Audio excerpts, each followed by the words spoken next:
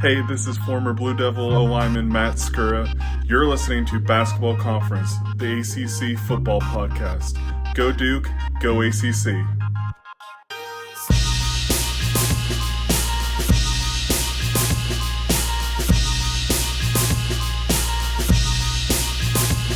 Ladies and gentlemen, boys and girls, welcome back to Basketball Conference, the ACC Football Podcast. My name's Joey Weaver. He's Mike McDaniel. Mike, how you been? What's going on? Good. We record at midnight or after midnight in the postseason as well. Apparently, that's what we do.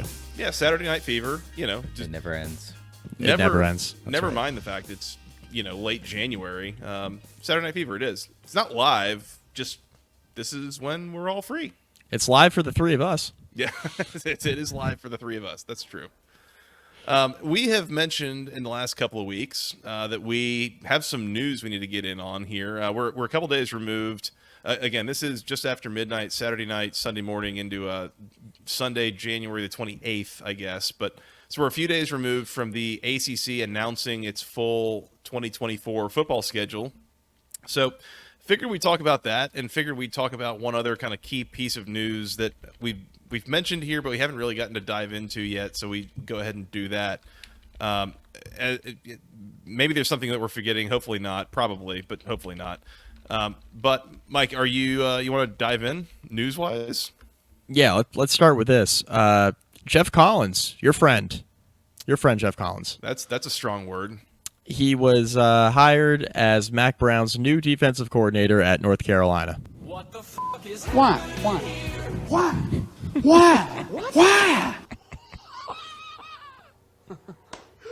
What an idiot! Oh, what a loser! Just all the sound Okay. effects. That was beautiful. That was a chorus of them. Nice little bouquet of sound effects there. Yeah.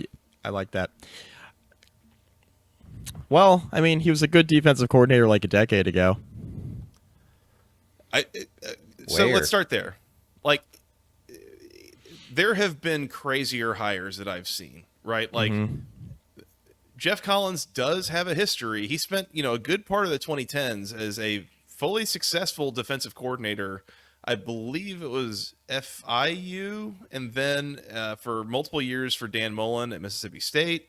And At then Florida. for, 4 years that wasn't under Mullen at Florida. That was who was before him. Who was the guy who was naked on the boat with a shark? Jim McElwain. That one. I believe it was Jim McElwain. Yeah, he was a good defensive coordinator for years. And so I get it from that standpoint, but at the same time, defenses at Temple maybe were okay, but like his defenses at Georgia Tech were such a disaster, Mike. I mean, they didn't communicate well. They weren't physical. Like there was very little redeeming about him for most of the time that he was there. Oh, so he'll fit right in under Mac Brown, North Carolina, is what you're saying. He'll keep pace. Pace. Yeah. This is my immediate takeaway was like, okay, he was a good defensive coordinator like a decade ago. It seems like a Gene Chizik retread in a lot of ways. Maybe not schematically, right? It's going to be a different looking defense, but in terms of like the type of hire that this feels a lot like just going back to the well with a guy who's done it before and not necessarily having like the foresight to, maybe hire somebody up and coming, or I don't know. I don't feel particularly good about this for the reasons you just said, because his defenses were so bad at Georgia Tech. They were just kind of okay at Temple. A big reason why he had the uptick in success at Temple towards the end of his tenure was because the offense was so damn good, not because of the defense. Defense was fine, but it wasn't like that wasn't why Temple was winning the games they were winning, right? I had kind of the similar reaction. It's like, this could work. I've seen worse hires. He has been a good defensive coordinator in his career. But like Gene Chizik had been a good defensive coordinator in his career. He had been a successful head coach somewhere. Like at a big-time school, right? Yeah. Geoff Collins got it done at Temple, admirable job, flamed out at Georgia Tech for a number of different reasons. Yeah. And chief among them was because the defense sucked. It wasn't the recruiting. It wasn't they couldn't recruit. It wasn't that he didn't retain skill position players on offense or anything like that. It was because the defense sucked. That was his calling card. And that was a big reason why the tenure didn't work out. That was the most unforgivable part of it. Like, Were other parts of it underwhelming? Yeah. Like, what was the offense underwhelming, struggled to develop? Yeah. But I think the single most damning thing was always this guy is supposed to be a defensive coordinator, a defensive mind, and their defense sucks. Like, it's not good, and it's not even just from a talent standpoint. Again, it was like a disorganization, lack of communication. I mean, the number of times you'd see blown coverages in the secondary. Geoff Collins is a secondary coach specifically, like, has developed corners and safeties throughout his career, and that's kind of his biggest calling card. And when that part of the defense is failing year after year under him, what can you say? You know, if you can't get that right, what can you get right? So I do think it's interesting, Mac Brown going back to the well of former head coach, kind of tenured veteran coach guy like he did with Gene Chizik, as opposed to going for someone a little bit more maybe up and coming, like that kind of thing.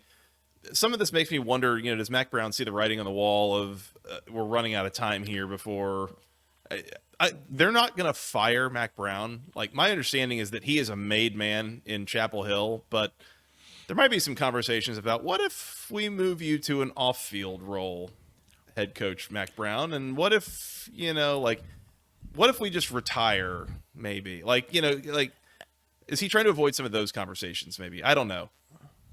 Well, and there were some talks, rumors on message boards quite strongly over the last couple of weeks that Mac Brown was actually getting ready to retire, which then he went out and hired Geoff Collins, and it was like, well, he's probably not retiring if he's the one making the defensive coordinator hire, obviously. So either some way, of the talk was like, well, is bringing in a former head coach, is that set up Geoff Collins to be the interim? Which have fun with that. Yeah. Get rid of the depth charts. Yeah. The thing I'd be interested about, this conversation I'm about to have is really gonna piss Joey off. But the thing I'd be interested about is, like, can Collins go and win somewhere other than Georgia Tech in the P5? Like, it's kind of a similar conversation I had with Fuente, right? Except with Fuente, the difference was, like, Virginia Tech had the resources and didn't have the issues that Georgia Tech has in terms of, like, a guy coming in and, like, having success right away. You know what I mean? Like, it's just kind of easier. It's, like, better set up to, you know, we've talked about the academic not issues. It's obviously Georgia Tech's a very good school, but limitations, restrictions. Yeah, that Virginia Tech, a very good school as well, but just doesn't have compared to Georgia Tech. They don't have that. Mm-hmm. I'm wondering if Geoff Collins in a different situation would kind of be able to flourish a little bit better. Again, North Carolina, very good academic institution, right? But they are able to get their athletes into school there. And especially Georgia, online classes, it turns out. That's right. Yeah, that's right. So would Collins have any success there? I mean, he had some success at Temple, which, again, from an academic standpoint, you can get your athletes into school there. Yeah. But recruiting wasn't his issue. Like, that's the other part of the argument. Recruiting was not his issue at Georgia Tech. He actually did a decent job recruiting at Georgia Tech. It was kind of everything else. So I don't know. I don't think. I mean, for a while, the conversation around Carolina was that the interim, if it ever, like, went down that path, was going to be Dre Bly. And then, of course, you know, Dre Bly was off the staff last season, and that's obviously not going to happen anymore. But that would have been very interesting, considering, like, how he recruits. But then he lost, like, the entire DB room. So whatever. Yeah, I'm with you, honestly. I think there's a chance that Geoff Collins could be successful as a head coach elsewhere. Like, we have seen coaches that fail in their first chance as a head coach and then kind of find some more success later down the road. It's possible to learn and grow and develop as a coach and figure some things out. Jeff Tedford, Sonny Dykes. Yeah. I mean, I could argue that Will Muschamp was better at South Carolina than he was at Florida. You know, like, yeah, right. So it's not crazy for guys to learn and to do better in their second try than they were in the first try. But there were some things to just the way that he was perceived that I almost halfway thought, like, is Geoff Collins ever going to get another job? Like, is he done coaching? Just the way that it seemed like he was perceived, and I don't know. So we'll many see. parallels with Fuente. So many parallels. All I'll say is that I will be very surprised if this is the secret sauce, if he's the guy that cracks the code for fixing defense at North Carolina that has been such a consistent issue for, 15 years? Like, when's the last time North Carolina had a legit solid defense? Is Geoff Collins going to solve that puzzle? I don't know. Probably not. So I don't know. 1980 with Lawrence Taylor. I don't know. Julius Peppers played there. No, that's true. What was that, 2003? Yeah. So Yeah. we'll see. Can it be any worse than the Chiswick-led defenses last couple of years? I would Probably say no. not. I thought their defense looked really good actually in like September of last year, and I think it was South Carolina that they dominated there like in week 1, and like it actually looked pretty good there for a few weeks, and then like the wheels just completely came off. I don't know if that was against Miami or someone, but it was like, oh nope, never mind. That's the North Carolina defense we all know and love. Yeah. Yeah, and we realized pretty quickly. These are the things you don't get answers to right after week 1, but we found out in like mid-October that South Carolina was just not going to block anybody the entire season. Is what that turned out to be. So added that up. North pretty Carolina quick. not racking up 9 sacks per week. It turns out that was not a sustainable trend. But it was a sustainable trend for South Carolina's offensive line. So correct. Yeah. Exactly. Mike, anything else on North Carolina before we move on and avoid Scott giving us grief over going more than 10 minutes that we said we were going to cap this I discussion actually at? have a question. yeah. Did he have any offsetting language in his Georgia Tech contract? I don't know for certain off the top of my head, but I'm pretty sure he did not. And the reason that I'm pretty sure he did not is, the reason I'm pretty sure he did not is that everything that I understand about that whole contractual negotiation, the whole contract situation, was that Georgia Tech was negotiating from a point of power, and you never would have known it by the terms of that contract. Like, they committed way too many years, way too much money to him for, like, it was totally unnecessary. So at that point, no, why would they put offsetting language in there? That would have been responsible, and nothing about this contract was responsible, so probably not. Like, Okay. shout I'm out just Todd curious. Stansbury. Shout out Todd. Yeah, well, that's why he's no longer there. I was going to say, I was a fan of him when he was hired. I thought that was kind of fun, kind of a good hire. Former player at Georgia Tech, all that stuff. That couldn't have gone much more poorly. It did not go very well at all. So, Well, if Geoff Collins, he flames out here too, he'll be able to buy plenty of boats and cars and gigantic houses, and he'll be fine. I will say, looking back on kind of some of the discussions and such that was had around the time that he was hired, Geoff Collins seems like he is a hell of a smooth talker. Like, he can really convince people of some things and really sell himself. Like, it really seemed like Todd Stansbury was really, really sold on him from, right out the gate. And I just wonder what some of those conversations actually sounded like. That's why he's a good recruiter. I guess that's probably true. All right, Geoff Collins, defensive coordinator at North Carolina. We will see how that goes. Might work, might not. Yeah, higher chance it doesn't, I think. But Yeah. I've made this clear. I'm done with Mac. yeah, So, whatever. yeah, we'll see how that goes. Mike, do you want to do podcast business before we jump into schedule stuff? Yes. This podcast, as all of ours, brought to you by Section103.com, the internet's premier place for all things wonderful Georgia Tech apparel.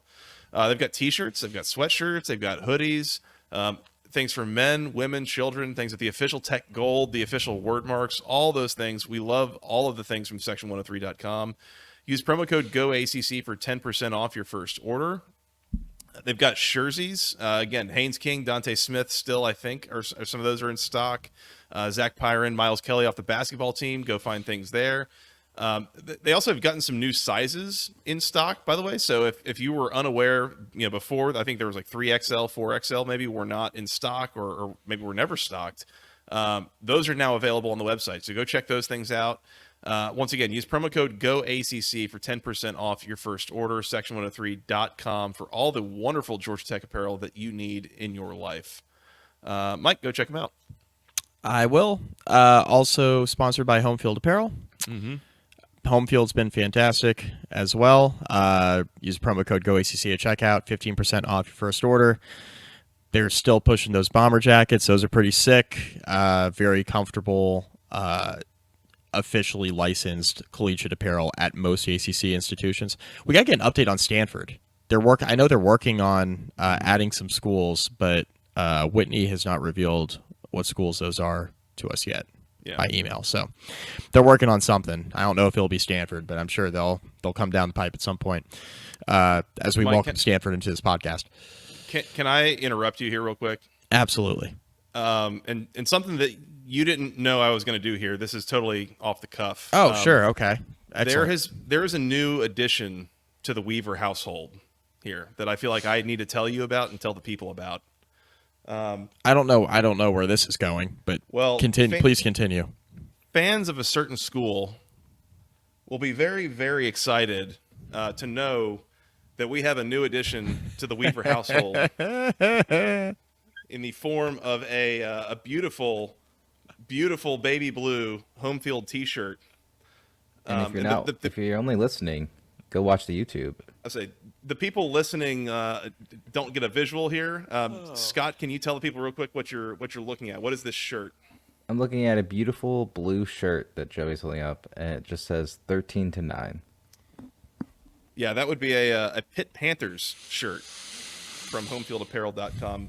I forget if I mentioned it on this podcast. I went to Split Zone Duo Live when they were here in Houston before the national title game, and there was a fun T-shirt roulette game that we played, and it was basically just you pay money and you tell them your size, and then after that you get a bingo ball that correlated with any random shirt from the Homefield lineup, and sure enough, by the luck of the draw, I got a Pitt Panthers 13-9 shirt, which there's a reference there. If you're not aware of it, we'll talk about it again someday when I'm wearing the shirt. Yeah, excellent. Well, I'm glad you added that to your rotation. When you said there was a new addition to the Weaver household, I was like, oh, another kid, another dog. Maybe a fish. Specific word choice. I figured I'd send your mind down a different path. And that you did. Anyway, check out Homefield Apparel. Go ACC at checkout. 15% off your first order. Do it. You too can get a beautiful, comfortable 13-9 shirt representing the Pitt win over West Virginia back in 2007. Yeah. Yes. As a non-bowl eligible Pitt team kept West Virginia out of the national title game. Yep. LOL. Yep. Hail to Pitt. It's one of the greatest wins in school history. Mike, we have a football schedule. Yeah, we do. Yeah. Where do we start with this? So once again, first year with 3 new schools. We've got SMU, we've got Stanford, and we've got Cal. Welcome. Yeah, for those new to the Atlantic coast here, from Berkeley and Palo Alto and Dallas. Yeah. Welcome. Glad to have you. We've confirmed that nobody has to travel to to multiple of those. If you travel to one of them, that's the only one you travel to. So that's kind of nice. That is. Yep. Yep. So there's that. Oh. Yes. But the travel doesn't get easier for those new teams for obvious reasons. Well, yes, that's true. Yeah. Yeah, when you're Cal and Stanford and you agree to play in a conference that's primarily made up of people 3,000 miles away. Starting at 3,000 miles away. Mm-hmm. Yeah, you're going to spend a lot of time in an airplane. So make sure you've got one of those frequent flyer accounts to track those miles. Yeah, wear your Homefield apparel. That's right. You need it. They got cool joggers. Great for wearing on planes. There you go. That's right. There you go. The other thing to remember here as we get into this is that with the addition of these new teams, the ACC has once again changed up its schedule structure. So originally, when we were for the longest time doing this podcast, you had divisions, and you'd play 6 opponents in your division, and then you would play one permanent opponent and then one other rotating crossover game with the other division. So that was your 8 conference games. Then they changed it up. We spent 1 year, this past year, playing, I believe it was 3 fixed opponents, and then the other 5 games were rotating year over year. So you'd basically play everyone home and away every 4 years, everyone either home or away every other year. That was only a 1-year deal because now we've got more teams. And so now we have it to where certain teams have different numbers of fixed annual opponents. If you remember when the Big Ten came out with their schedule, it's a very similar setup where they did not say that like, oh, everybody has 3 or everybody has 1. It's some teams have 3, some teams have none. It's kind of, here or there. So I believe, again, Georgia Tech and Louisville have none. I think a lot of the triangle, those teams have each other, at least the North Carolina teams, I guess all in general, maybe all play each other every year. So it's, I'm not smart enough to come up with the algorithm that makes all these schedules work with each other. I don't know how they did this, but Yeah. Just as a reminder, structure-wise, Mike. Yeah. The double bye and where those are positioned in the schedule makes things very, very interesting for a few different schools. And that's by the way, that's not a fundamental built-in feature of just the schedule year over year. That's just the way the calendar works this year is the double bye leap thing. year. Everyone gets 2 buys. Leap year. That's right. Mm-hmm. There's a leap year.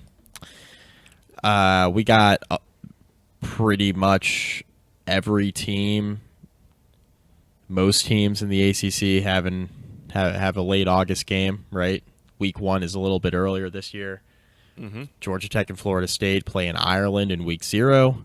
Mm-hmm. So that those are 2 ACC teams playing in that opening weekend.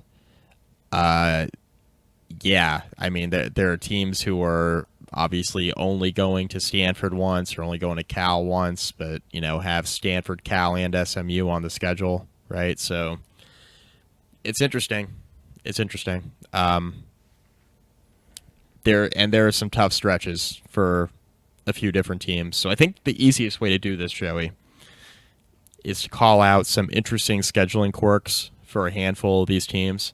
If we don't mention your team on this podcast tonight and you're screaming at us, that's fine. We have to look at like a million of these schedules. So bear with us. Scream at us in the comments though and subscribe while you're doing it. That's right. See, that's why.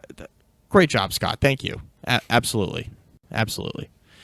So YouTube.com/@the-ACC Football Podcast. Yeah, so we did the best we could to scope out some of the tougher schedules here in the ACC. I think we've done a pretty good job doing that. If you guys want me to zoom on this document, if you're watching on YouTube, you'll see that we are displaying the logo schedule. So you could see it with all your viewing pleasure. So I can zoom in a little bit if you guys want to look at this. Yeah, let's do that. Okay. Where to begin? Joey? I think the one obvious one we need to talk about is Stanford. Mm-hmm. Welcome to the show. Welcome to the ACC, Stanford. Joey, Stanford has a open week on September 14th. They opened the year against TCU on a Friday night at home. Then they play Cal Poly, which should be a win. Then they get their first open week. Okay, so you're either going to be 1-1 or 2-0. If you're 0-2, I'm sorry, because Joey, I'm going to list off the stretch until their next open week on November 9th. All right, so we have like 1, 2, 3, 4, 5. We have a 7-game stretch here that I'm not sure how many of these games Stanford actually wins. Are you ready? 7 games, 7 weeks, all in a row. Yep. Yes. Get me. Ready? At Syracuse. Have fun with that. And that's not because like Syracuse is going to be like this amazing team this year, but a plucky year 1 team on the road. Yeah, enjoy that. At Clemson, home against Virginia Tech, at Notre Dame, home against SMU, home against Wake, at NC State. Woof. Yo, listen. Clemson's going to be a top 15 team. Virginia Tech is going to have high expectations. Notre Dame is going to be a top 15 team. SMU is probably going to be a top 20 team. Wake Forest is maybe the most winnable game there at home, like as far as like the home games are concerned. And then at NC State, which I think will be one of the trendy teams in the ACC, might be a popular early season pick to maybe sneak into the conference championship. I mean, how many of those games is Stanford winning? If I was just thinking about this, like if you're being really optimistic, like you're hoping for like 3 and 4. Right, you're hoping for 3 and 4, and I think it's more like 1 or 2. Yeah. I will say that, I mean, I know Stanford hired, was it Troy Taylor? Troy off Taylor. Of Sacramento State. That's correct. I think there's a chance that he'll build something there, and they'll get back to being decent and being competitive in a way that maybe they haven't been for a few years there at the tail end of the David Shaw era. Mm-hmm. So I don't want to totally write off Stanford, but I mean, in a month and a half, you're flying to Syracuse, then you're flying to Clemson, then you're flying to South Bend, then you're flying to Raleigh. Like, man, that is a lot of travel, and there's a lot of physical games there, and just that is gonna be a brutal stretch.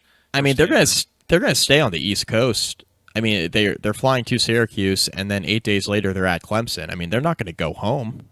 I don't think. Bro, we're talking about Stanford. Can they afford that? It's not about football at Stanford. It's about classes. Like, Yeah. yes, they're going home. Like, I don't know. Yeah, I don't know. I don't I know. don't think they can afford that. I think it's cheaper to go home and come back than it is to pay for a week to stay. on That the East Syracuse Coast. game is on a Friday too, by the way. So that's an extra day even. Yeah, Virginia Tech has a similar instance like that. Yeah. Yeah. Yep.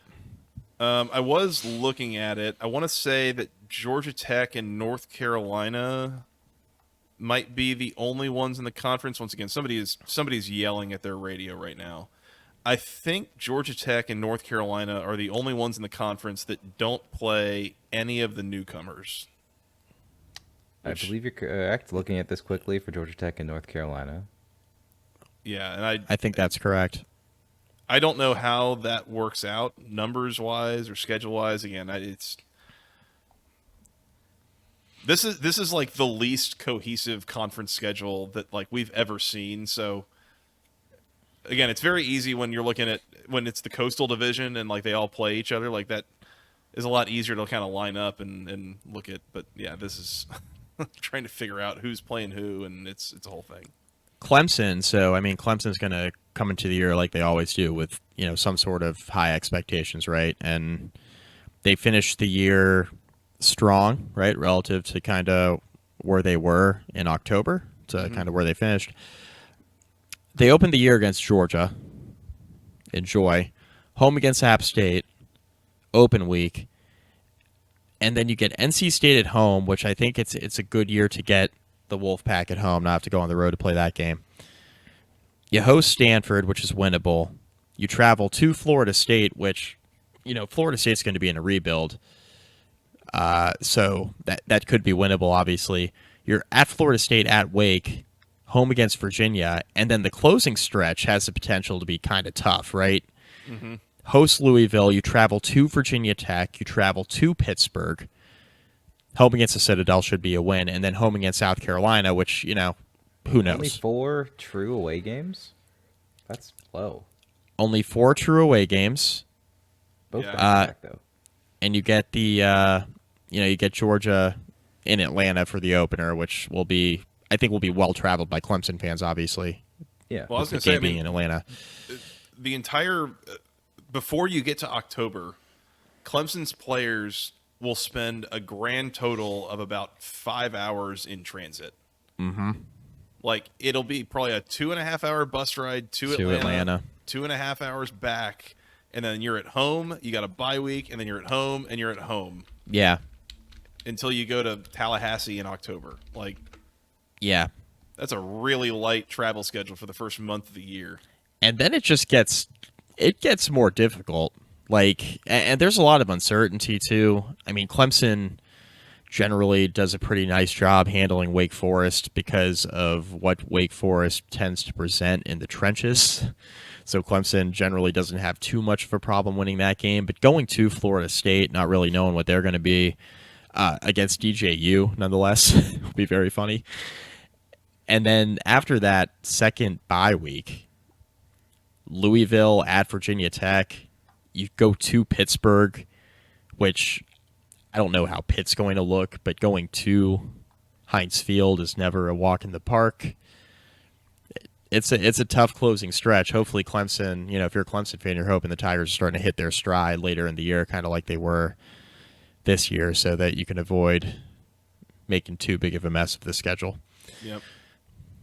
I'll call out that Georgia Tech and Florida State, by playing in week 0, they don't have a double bye. They have a triple bye. Mm-hmm. And I think especially for Georgia Tech, it's interesting because they both of these teams come back from Ireland, and neither of them have a bye week in week 1, which is a strategy. It's happened to Notre Dame last year too. Yeah, that feels not great. Georgia Tech comes back and they'll play Georgia State at home, which low-key, a little bit of a nightmare game. You've got a fired-up Georgia State team coming as you come back from overseas and that whole thing.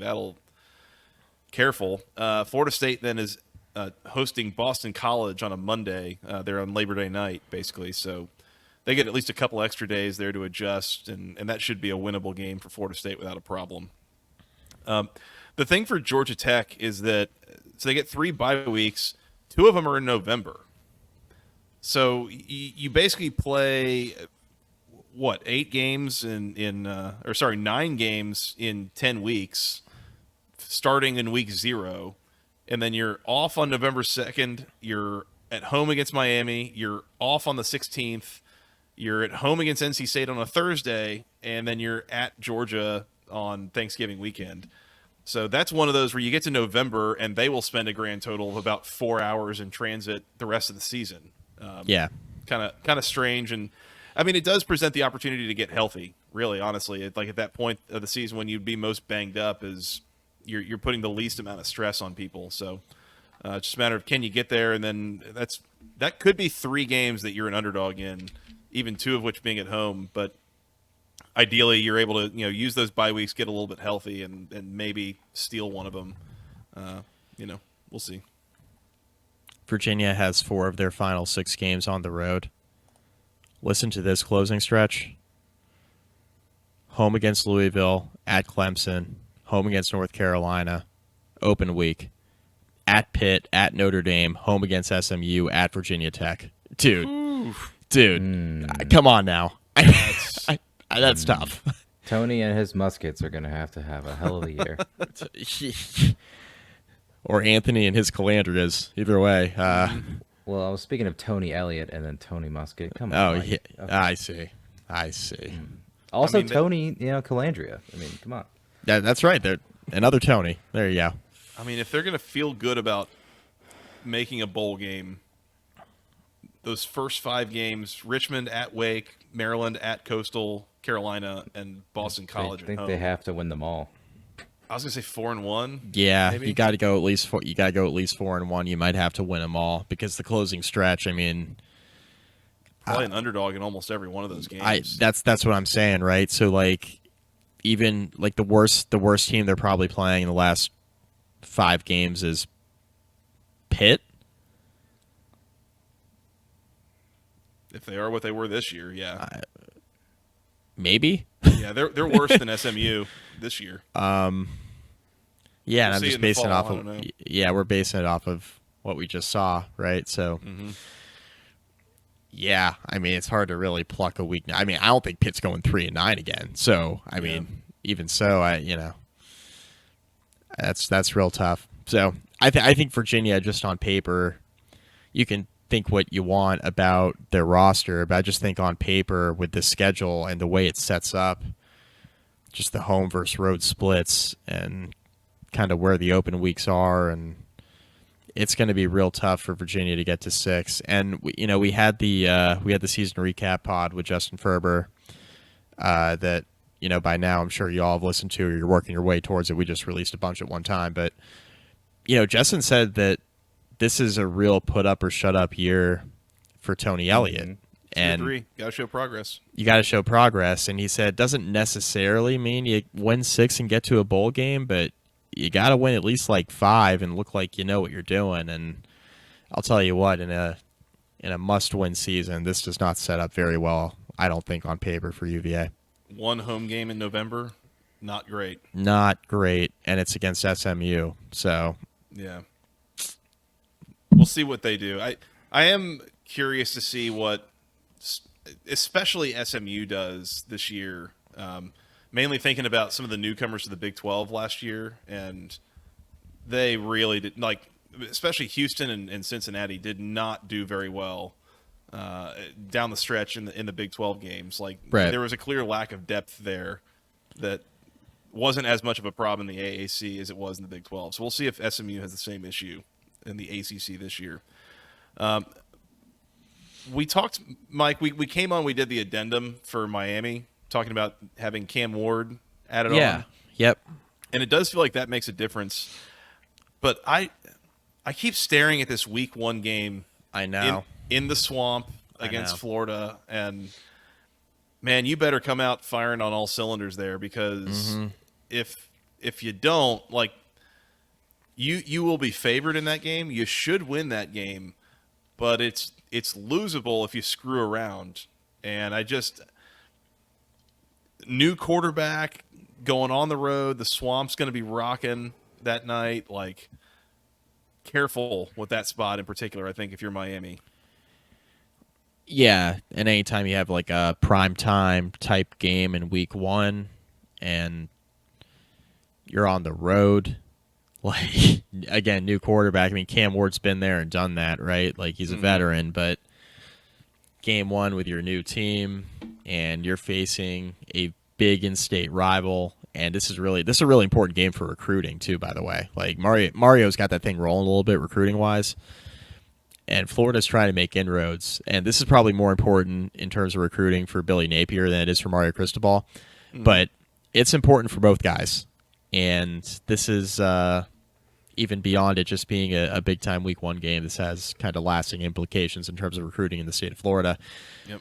But you kind of look further down the schedule for Miami, and I mean, the first 6 games are pretty manageable, right? You get past Florida, and your toughest game, then you get Florida A&M, you get Ball State at home, at South Florida, home against Virginia Tech, at Cal. I mean, your toughest game is probably Virginia Tech after that Florida game, and you get them at home. And otherwise just being able to travel to the West Coast.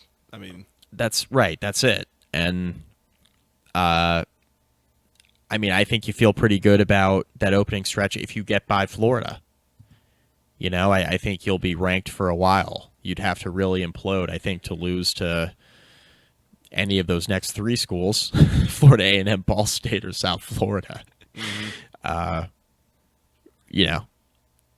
Golish put together a nice year for South Florida, but man, I mean, that's Miami's a different animal athlete-wise, and even if he's recruiting well like he is, and he's got a good scheme, that's a year 2 situation up front that I'm not sure South Florida is going to necessarily be game for.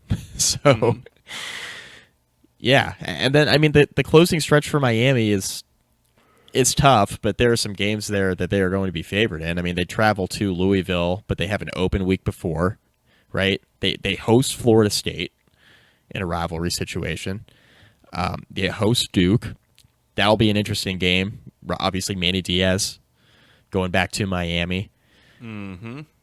At Georgia Tech, House of Horrors situation for Miami. Open week.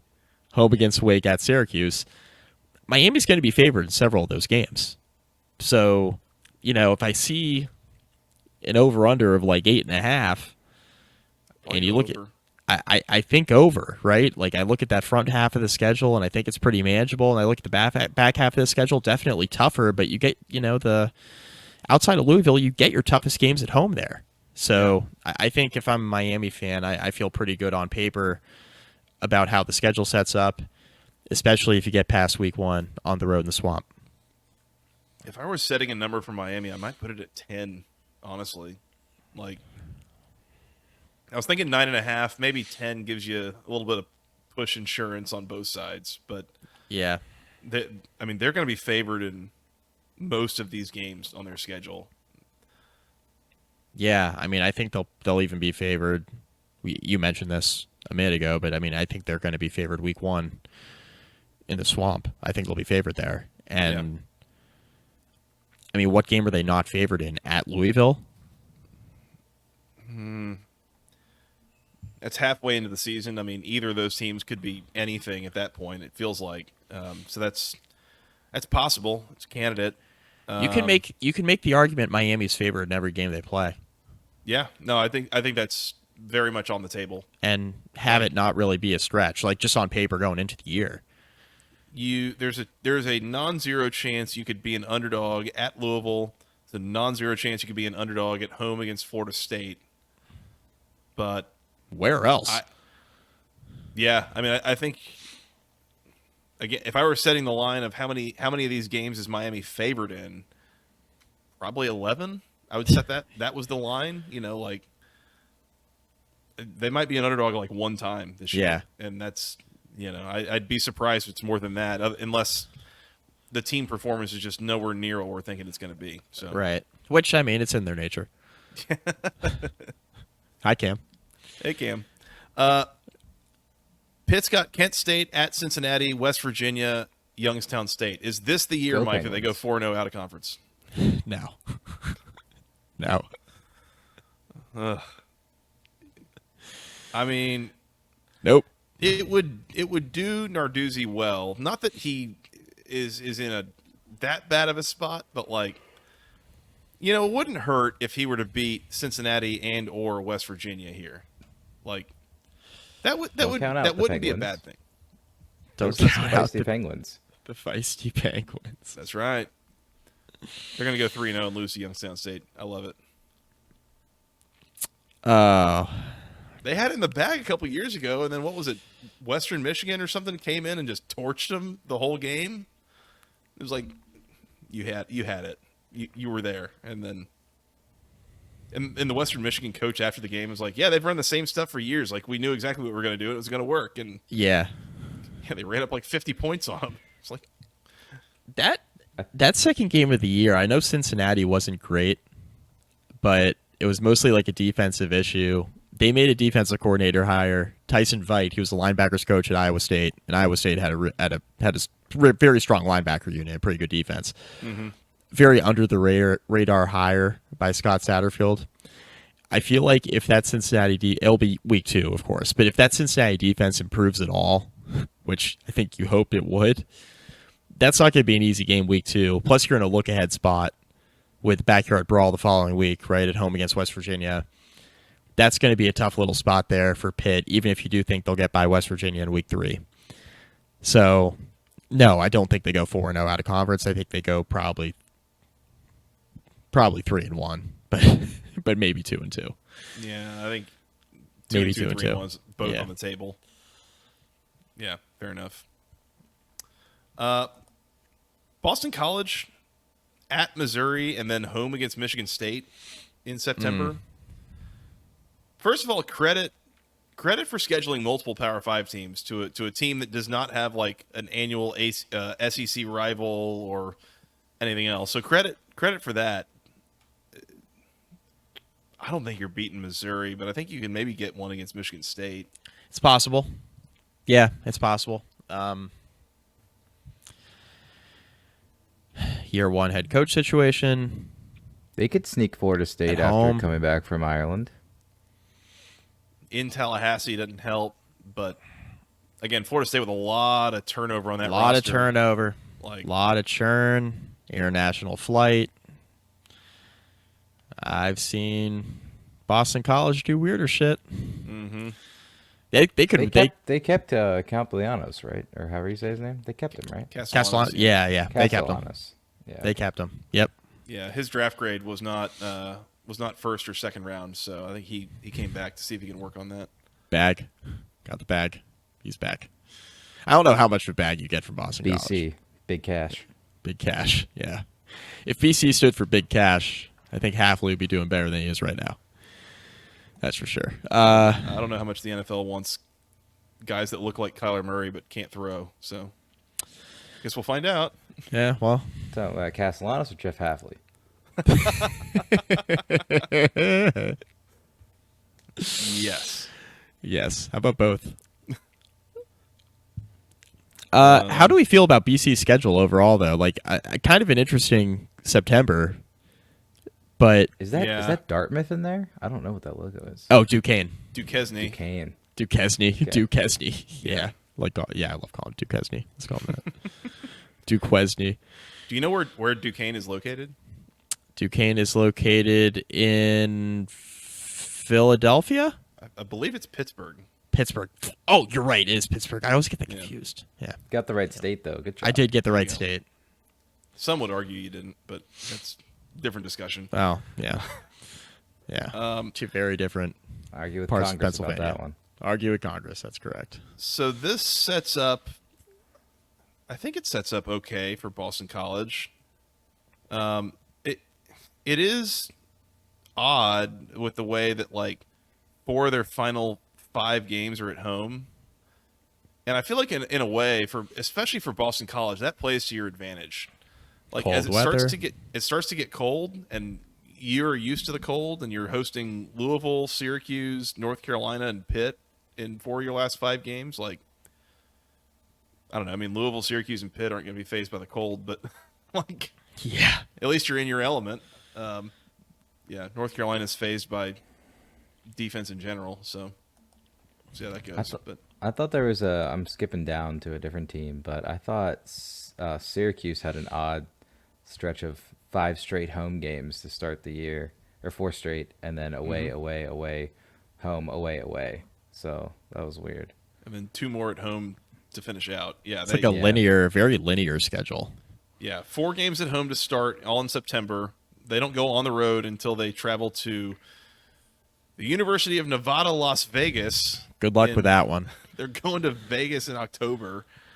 They have 1 home game like in early November, and then their final 2 are also at home. So basically they spend like a month and a half, more or less, on the road, and then back at home to finish the year for 2 games. A pretty Same as, favorable year SMU. 1. Yeah. Oh, same as SMU? Well, SMU's got the hell of October, but they start the whole year at home. Then they're on the road for the entire month of October. Then they're back at home, except for 1 trip out to good old Charlottesville in late November. We haven't talked about SMU's Helltober yet, have we? Let's get No. into that. Oh my. Welcome, SMU. October. All right. So I'm actually, to begin Starts this in conversation, let's really talk about the last week of September. They're home against Florida State. Okay. They go to Louisville. They have an open week. Then they're at Stanford, at Duke in October. And then home against Pitt on November 2nd. Have fun with that. Yeah, so in 5 weeks you get Florida State and 3 road trips, including 1 to the far west coast, 1 to the far east coast. And yeah, that won't be fun. Yeah. Yeah. At There's least a hell of a SMU lot is of like home games for SMU though. At least SMU is like semi-centrally located, but it doesn't make it any easier. You're probably 3 hours either direction. Not a great time.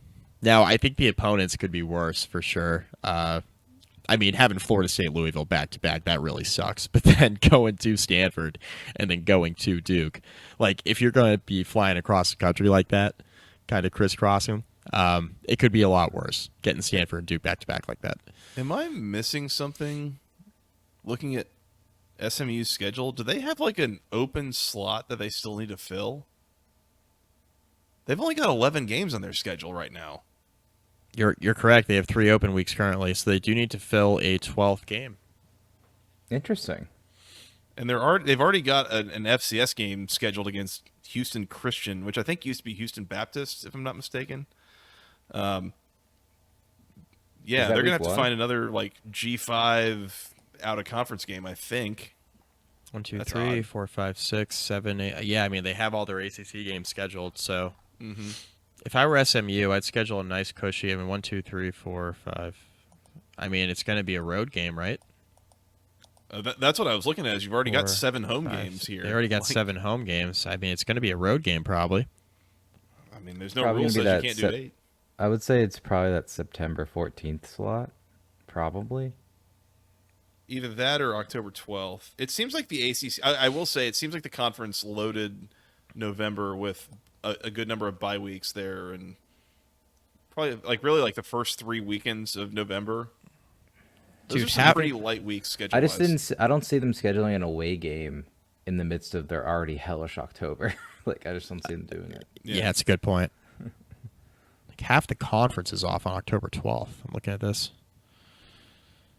Yeah, that week we've got A lot of 4, open- 5, 6 games that week, and then Boston College, Duke, Florida State, Miami, SMU, and Virginia Tech all on bye that week. Yeah, there are a lot of teams on bye. I want to talk about Virginia Tech's schedule real quick, Joey, because I think there is a chance from a scheduling standpoint they could beat Louisville next year. They could beat Louisville. Be Louisville. Be the Louisville of this past season. I see. Okay. Based on their schedule and how it sets up. So first problem with beating Louisville is they don't play them. So right. there's that. Yes. Right. Yeah. Well, Anyways. it didn't go well when they went there this past year. Yeah. At Vanderbilt to start. Okay, if you're playing an SEC team, you probably want it to be Vanderbilt, right? You need to win. You should win that game. You need to win that game, even on the road. Home against Marshall. At Old Dominion, home against Rutgers. Now, Virginia Tech, of course, had 3 of these 4 teams in the non-con on the schedule this past season. The only one of them they beat was Old Dominion. They lost to Marshall. They lost to Rutgers. Virginia Tech will be favored, I think, in all 4 of those games to start the year. This next stretch is an interesting one, okay? They go to Miami, which we talked about earlier when we talked about Miami's schedule. That'll be a tough game for Virginia Tech. And then they travel to Stanford, which we were talking before we hit record. Like, when Scott and I were talking about the schedule and kind of, where the West Coast teams would kind of factor in, the discussion that Scott and I had was like, all right, just don't, if you're going to schedule back-to-back weeks, right, and we're going to have to go to Stanford, just please, for the love of God, don't schedule the Clemson game at home right before. It's going to be like a body blow situation. This might be worse, potentially, right? Because Miami is really, really good in the trenches. Like, their offensive lines are really coming along. And you have to go there to play them.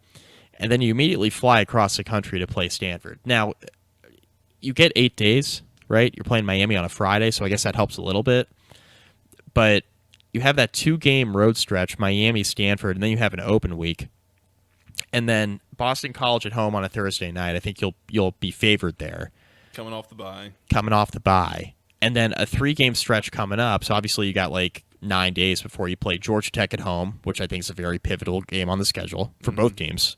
Feels like a toss. Like Virginia Tech probably favored, but that's a toss-up. It's a toss-up. I see it going either way. At Syracuse, probably favored, but not easy to go to the Dome. We'll see what Syracuse is in early November. Yeah. Home against Clemson, which we'll see what both teams look like in November. And then at Duke and UVA. At Duke, home against UVA to finish up after another open week. Virginia Tech's over-under is probably going to be like 8-ish. Yeah, 7.5, 8, something like that. Yeah, 7.5, 8. I think there's some upside where the open weeks fall. I think there's 2 tough stretches just from a scheduling standpoint. It's the 2 consecutive road games at Miami, at Stanford, and then kind of that stretch of BC, Georgia Tech, at Syracuse, and Clemson. But I think Tech could position themselves to have a pretty strong year just based on the schedule alone, especially if you get through September unscathed. You set up for a pretty big game against Miami on September 27th. Yeah. Yeah, that 4-game stretch you talk about, it's like that feels like the real pivotal stretch of the season. It does. I could see 1-3. I could maybe see 4-0. Like there's a lot of variance that happens there with depending on how those games all turn out. And it feels like you really almost could win or lose any one of them. Yeah. And it wouldn't surprise me. Yeah.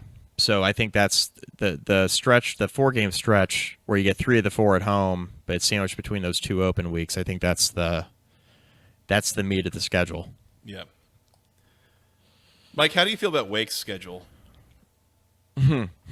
Because Well, this Joey. this feels like about as quirky as could possibly be. So you start out, you're only at home through September. You start out North Carolina A&T, Virginia, Ole Miss, bye week, Louisiana, all at home. You still have not traveled anywhere. First road trip, all the way to Raleigh. Like Whoa. 30 minutes? 4-hour round trip, maybe? Is it, or even, probably not even I think that. it's an hour. I think it's an hour. Yeah, I think it's an hour. It's like outside the triangle. Yeah, But it's like an hour. Yeah. Yeah. It's, Hour and especially if you 40 got a minutes. police Hour Hour and and 40 minutes. Hour Yeah. 40. Okay. Hour So- 40. So call it, hour and 40 both ways. So maybe round it up, total of 4-hour round trip. Then you're at home against Clemson. So, Mike, at this point, it's October 19th. We're closing in on Halloween, and Wake Forest has traveled for like maybe 4 hours total. Just in state. Then they're going to UConn. Then they go to Stanford. Then you got a bye week. You get Cal at home. Then you're at North Carolina, which again is another like 3-hour round trip or something like that. And then you're at Miami, and then you're home against Duke. But I'm just kind of tickled at this whole thing of like you basically go nowhere for a month and a half to start the year, and then back to back at UConn, at Stanford Yeah. before a bye week. That's got to be a little bit of a shock to the system, I feel like, after just sleeping at home all season. Yeah, I mean, outside of the Stanford game, obviously, their furthest place to travel is either UConn or Miami. Yeah, Miami So, is the only other, legit road trip there. Yeah. Yeah. Yeah. So, Weird schedule. not a lock to make a bowl game. Yep. Not a lock. I think the only other thing I wanted to call out here, and something that you kind of alluded to and were pointing towards, a couple of these weeks that are heavy bye weeks. Yep. So one of the ones I'm looking at is week 7, so that's October 12th. We've got 6 ACC games, bye weeks for Boston College, Duke, Florida State, Miami, SMU, and Virginia Tech. We've got November 2nd, that's week 10. We've got 6 games, and then Boston College, Cal, Georgia Tech, Virginia, and Wake Forest all on bye weeks. And then I believe it's the same week 12, November 16th. We've got 6 games, bye weeks for Duke, Florida State, Georgia Tech, Miami, NC State, and Virginia Tech that week. So I guess there's a lot of bye weeks, but it seems like the conference has made a point to cluster these a little bit, which that's fine. And especially, again, later in the season, you got teams that have played a lot of games. They get a little bit banged up. It's to everyone's benefit to start giving a couple bye weeks there as the season wears on. And, hopefully everyone's at their, playing as close to their best as possible by the end of the season and going into bowl season and conference championship season and all that. So, Agree. Hey, what do you think? We touched on the opening, 2 weeks of the season for Georgia Tech. mm-hmm. What do you think of Georgia Tech's schedule? I mean, just inherently, Georgia Tech is always going to have a difficult schedule these days because you've got the annual game against Georgia, and that's now become like you're playing the monster of college football every year, so that doesn't help. It's interesting. There's definitely some quirkiness here because they technically have 7 home games, but only 4 of them are Saturday games at Bobby Dodd Stadium. Because one of your home games is in Ireland. You have another home game that's at Mercedes-Benz Stadium against Notre Dame. And then you've got a third home game that's on a Thursday night against NC State. So for 7 home games, you don't have a lot of home standard Saturday atmosphere going on, which is, again, quirky, interesting, strange. I don't know. I mean, it's not easy, but it just seems like it never is these days. It is one of the things that, again, we mentioned earlier, Louisville and Georgia Tech do not have annual opponents anymore. So you're changing out who you play every single year, all 8 slots. This is the first time since I think I've been alive that Georgia Tech won't play Clemson in a year. That's been a standing annual rivalry for a long, long time. And even though Georgia Tech hasn't won that game in a number of years and would likely be a significant underdog again this year, there's still some fans in the Georgia Tech fan base that are like a little bit peeved that that rivalry has gone out the window here a little bit. So that's worth pointing out. Other than that, I don't know. It's a lot of, home away, home away, home away, back and forth, kind of that way. We talked earlier, I think the game at Virginia Tech is an interesting pivot point of how is that going to go. The nice thing is that, so again, they have 3 bye weeks with the week 0 game, 2 of them in November. So after coming back from Blacksburg, it's bye week, Miami at home, bye week, NC State at home, on the road in Athens, which, again, that's, and 4-hour round trip. So and likely it doesn't matter, but you do have 9 days to prepare for Georgia. Yeah, that's one of the, again, that's another quirk is you come home from Blacksburg. I guess. 8 full days, yeah. But. Come home from Blacksburg, bye week, Miami. So you get Miami on extra rest at home, and then you get another bye week, and then you get NC State at home on a Thursday. So, again, extra rest, but then also before Georgia, it's now 9 days of rest or whatever it is. So, from that standpoint, I mean, that's 3 games that I'm not sure you're favored in any of them necessarily. We'll see what NC State is. But I think if all 3 of those teams live up to their expectations, NC State may be a small favorite in your building, but the biggest thing is going to be can you be healthy? And I think those bye weeks really help there late in the game. But I will say it does suck. Like, you're starting in week 0, and you get 1 bye week between week 0 and the end of October. Like, you're playing 9 games in 10 weeks, and that's not ideal. Right. It's definitely I think the back half of the schedule's tough, but I think the 2 bye weeks make it manageable. It's really that opening stretch of the season before that second bye on November 2nd that I think is what you have to look at, because you are going to Ireland, then you come home and it's a plucky Georgia State team, right? Then you're going to the Carrier Dome, JPA Wireless Dome. I always call it the Carrier Dome. JMA, Carrier Dome. Home against VMI at Louisville before the bye. Like, not easy, right? But then you get your bye week. I mean, VMI is like the only one there that I look at as anything resembling a layup. Agree. I mean, you could be one. You could realistically possibly be 1-4 going into that bye week, and that would suck. That would be absolutely behind the 8 ball trying to get to a bowl game. You could, yeah. Well, yeah. Yes, I agree. With the closing stretch of the schedule, I think it would be pretty tough. But I could also see a scenario there where, like, Georgia Tech's like 3-2 going into the bye, right? Like, let's say they lose to Florida State and lose at Louisville, and then win the 3 games they're probably going to be favored in. Like, you're probably favored going to Syracuse. You're going to be favored against Georgia Tech. You're going to be favored against VMI. Yeah. Like, let's just go chalk, right? Let's just say it's 3-2. I mean, I think Georgia Tech can absolutely get to a bowl game. You have Duke and North Carolina back-to-back, both those very winnable. You host Notre Dame, which, Notre Dame will be good, and that'll be a tough game, but you get it at home.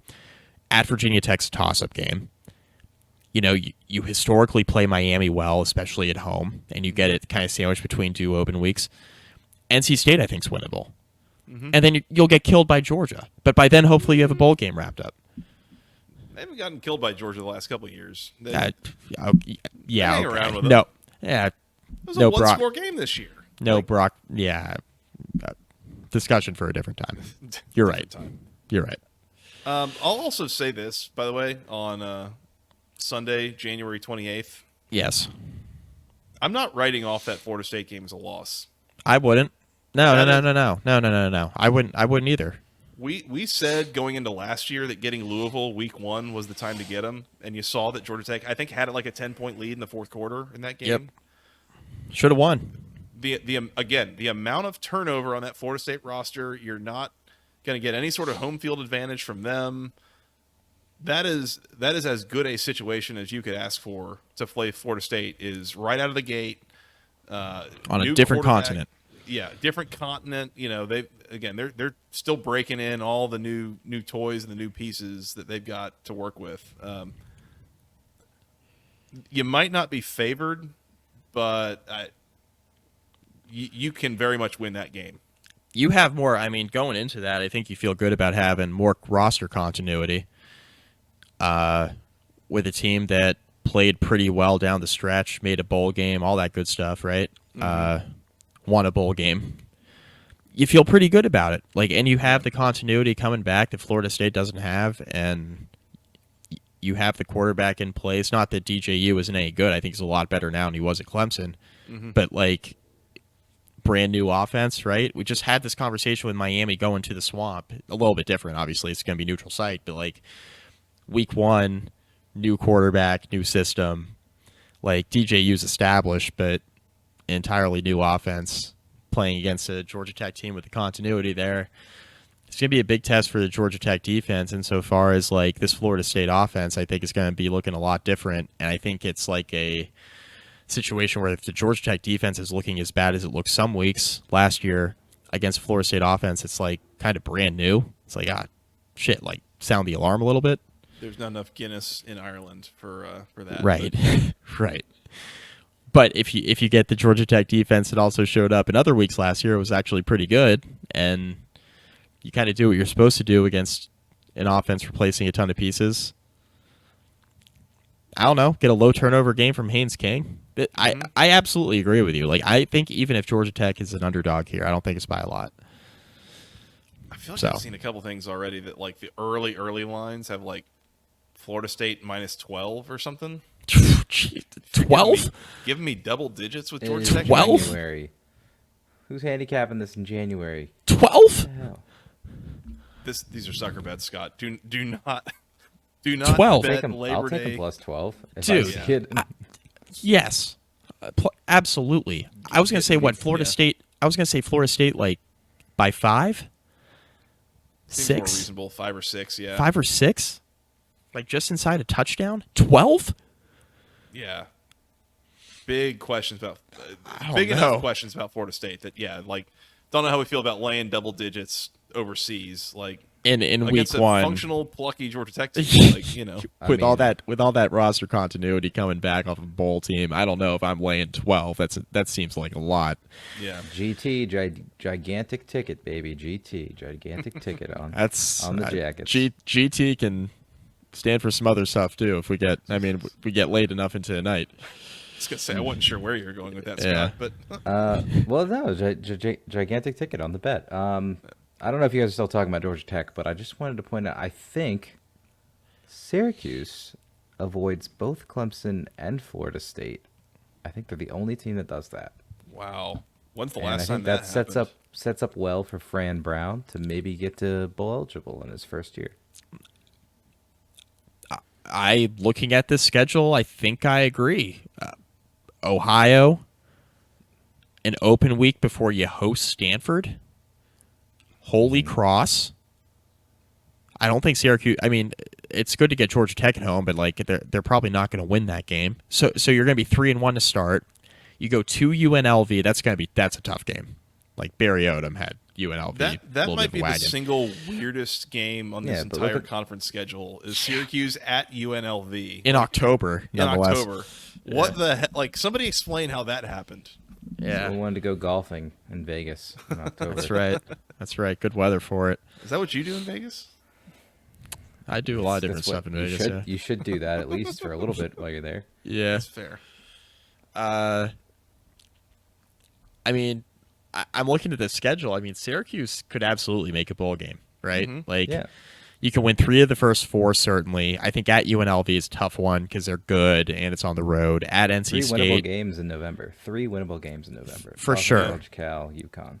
For sure. And I don't want to call the Georgia Tech game a toss-up, but at least you get them at home, right? You're not going to be favored there, but at least you get them at home. You have a bye week scheduled, right in the middle of those 4 games. UNLV is tough. At NC State, probably a little bit of a toss-up. You're probably going to be an underdog, but a little bit of a toss-up. Bye week at Pitt, certainly winnable. Virginia Tech at home, right? Very similar to the Georgia Tech game, where you're probably going to be an underdog, but at least you get them at home. At BC, at Cal, both winnable. UConn, winnable. Home against Miami. What version of Miami are we getting on the final week of the season? Stranger things have happened. I could see a bowl game for Syracuse. Absolutely. Yeah, I agree. Veteran quarterback in McCord. Absolutely. I do think it has a good amount to do with how quickly can Fran Brown get this thing to gel, and can they hit the ground running as a coaching staff, or are there going to be, a couple of kinks to work out, like some of your winnable games, as you're saying, Mike and Scott as well, like September, if you can go 3-1, you're giving yourself a chance, but like honestly, none of those is a layup. Like Ohio's usually a pretty decent MAC team. Georgia Tech, obviously, you played them tough, but lost that game in Atlanta this year. Stanford, I'm just not going into this season thinking that Stanford is really a layup for anybody, and maybe that's a little bit naive of me. And Holy Cross, as we've said, I mean that's a functional program that took Boston College to the wire this year. Like Holy Cross, though, year one coaching situation. Chesney left for JMU. Oh, that's right? true. Bob Chesney left. All right. Well, yeah. Maybe that's a layup. Maybe. I mean, Syracuse will be. I mean, even if you don't think it's a layup, like they should be favored there. Oh yeah. Double-digit favorite in that game. And, Yeah. Probably at UNLV as well. Probably at least close to double-digit favorite, if not double digits. So. Yeah, I mean, I'm just saying, like, there's a number of those where you could trip up, Right. But if you really hit the ground running here, yeah, I think bowl eligibility is on the table. But we got to kind of reassess that at the end of September, basically. Well, and Could be a very also different story. I also listed like 8 games that are winnable there, and they're probably gonna lose like 3 of them. Sure, So yeah. I mean, you're gonna be at that 5 or 6 win threshold. You're gonna be flirting with it. So. Mm-hmm. Yeah. I mean, we'll see what the number is. Like, if somebody comes out with a Syracuse number at like 4.5, I'd be inclined to bet over. Okay. I'm not sure that I'm willing to put my money on the Syracuse win total, like one way or the other. Well, at this point. I mean, one of us is a sick bastard, and one of us is not. That's what it boils down to. I mean, I don't know. I could see 6-6. I could see 3-9. I don't care. Like I'm a sicko. There it is. I mean, there's sound to support it. That's right. Documented. That's right. I think that's all I got here, Mike. I don't think I have anything else on the. I've the exhausted schedule. the schedule. We actually did pretty well with that conversation, I think. Yeah, dove deep. So, Scott, did we forget anything? I don't think so. I think it was good. Sweet. Thank you. Nice. Mike, anything else that we need to talk about here before we work on getting out of here? No, I don't think so. More season recaps are coming, Yep. so be on the lookout for those. Yep. Yeah, we'll keep And, working on those. We've got some ideas. We just need to line up some times for folks to come on and join us. But, yeah, we kind of intend on keeping that rolling. We got the second signing day coming up soon. I guess after that, maybe we can do kind of our brief recruiting overview, which we make no bones about the fact that we're not recruiting gurus and don't follow it all that closely team by team, but we can do a little bit of overall conference analysis, so we'll Has talk that way. Clemson taken a transfer yet?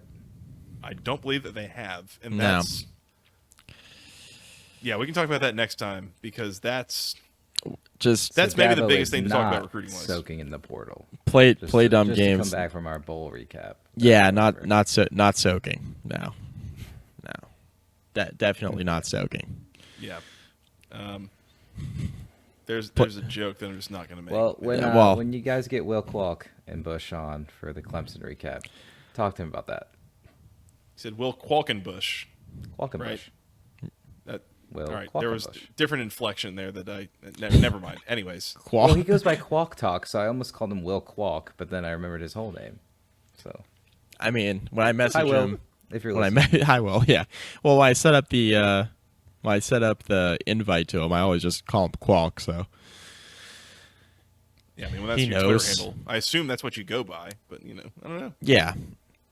So anyway, Yeah, I mean, play dumb games, win dumb prizes if you're Dabo Swinney. That's all I'll say. Well, on that note, Mike, I've got nothing else if you want to work on getting out of here. Yeah. All Yeah, right. I'm good. Sounds good.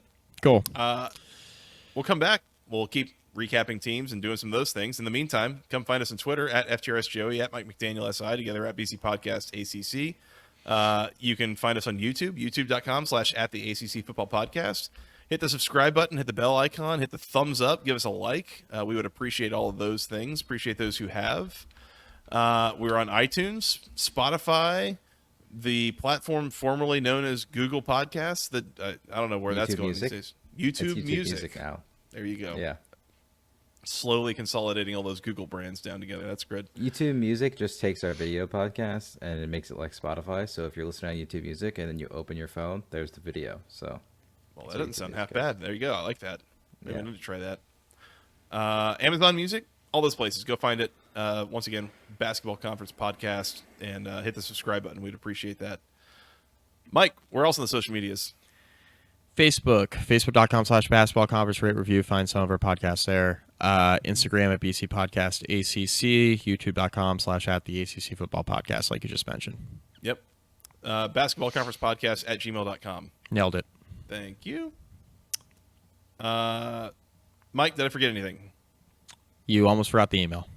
Almost did, but then didn't. Scott, did I forget anything? I don't think you forgot anything, just for listeners' sake, that if the recaps start getting slower, that's because my wife had our baby. So, Theoretically. Oh, yeah. She hasn't done it yet, but, not yet, but any day now.